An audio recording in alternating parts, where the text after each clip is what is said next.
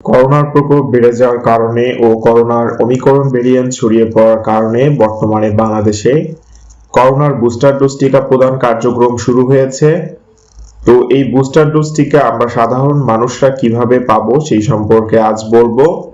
Booster ডোজের জন্য নিবন্ধন করতে হবে কিনা সেই বিষয় সম্পর্কে জানাবো। সবাই সম্পূর্ণ ভিডিওটি দেখবেন এবং চ্যানেলটিতে সাবস্ক্রাইব করে রাখবেন। যাদের বয়স 60 বছরের বেশি এবং যারা কোভিডের বিরুদ্ধে লড়াইয়ে সামনের সারিতে আছেন তাদের করোনা ভাইরাসের টিকা বুস্টার ডোজ দেওয়া হবে। তারপর পর্যায়ক্রমে 60 বছরের কম বয়সীদেরও বুস্টার ডোজ প্রদান করা হবে। আর এই বুস্টার ডোজ টিকা দ্বিতীয় ডোজ টিকা প্রদানের 6 মাস পর নিতে পারবেন। আর এই বুস্টার ডোজ হিসেবে ফাইজারের টিকা ও অ্যাস্ট্রাজেনেকার টিকা প্রদান করা হবে।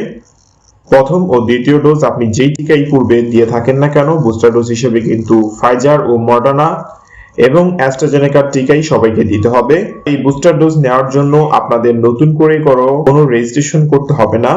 বুস্টার ডোজ প্রথমে 60 বছরের অধিক বয়সীদের এবং সরকারি কর্মচারী কর্মকর্তাদের প্রদান করা হবে। যাদের দ্বিতীয় ডোজ নেওয়ার পর ইতিমধ্যে 6 মাস সম্পূর্ণ হয়েছে তাদেরকে পর্যায়ক্রমে এসএমএস এর মাধ্যমে কিন্তু তারিখ জানিয়ে দেওয়া হবে বুস্টার ডোজ গ্রহণের। তবে বুস্টার ডোজ গ্রহণের আগে আপনাদের টিকা কার্ড সংগ্রহ করে নিতে হবে সুরক্ষা ওয়েবসাইট ব্যাপ থেকে।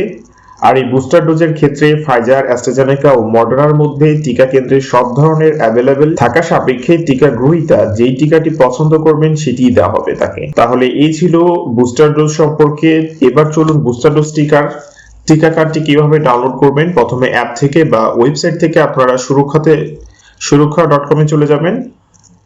চলে যাওয়ার পর এখান থেকে টিকা কার্ড সংগ্রহ এই অপশনটিতে ক্লিক করার পর এখানে আপনারা দেখতে পাবেন জাতীয় পরিচয়পত্র, জন্ম নিবন্ধন সার্টিফিকেট, পাসপোর্ট, বাংলাদেশি অথবা বিদেশি। আপনি পূর্বে যে ডকুমেন্ট দিয়ে করোনা রেজিস্ট্রেশন করেছিলেন, টিকা রেজিস্ট্রেশন করেছিলেন, তো সেটি দিয়েই আমাদের টিকা কার্ড বের করতে হবে। আমরা যেহেতু জাতীয় পরিচয়পত্র করেছি তো জাতীয় পরিচয়পত্র এখানে সিলেক্ট করার পর এখান থেকে আপনার জাতীয় পরিচয়পত্র নম্বর এটা দিয়ে দিবেন। জাতীয় পরিচয়পত্র নাম্বার দেওয়ার পর এখান থেকে আপনার জন্ম তারিখের বছর সিলেক্ট করবেন।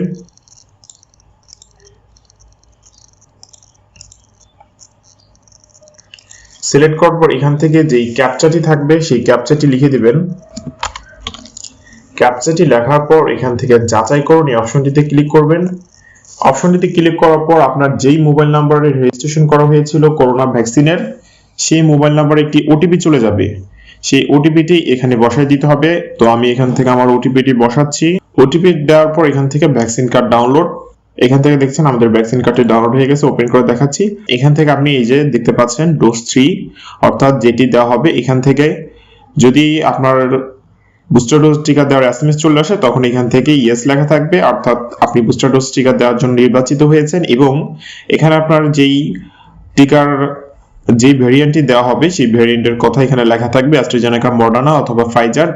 আপনার কেন্দ্রে যেটি অ্যাভেলেবেল আছে তারা এখানে লিখে দিবে অথবা চাইলে আপনি যদি সবগুলো অ্যাভেলেবল থাকে আপনার পছন্দ মতো যেটি ভালো লাগে সেটি দিয়ে নিতে পারবেন। অবশ্য বিদেশগামী যাত্রীদের ক্ষেত্রে এটি বেশি প্রযোজ্য কারণ সব দেশে করোনার জন্য যে টিকা সবগুলো অ্যাভেলেবেল অর্থাৎ সবগুলো সার্টিফাইড না।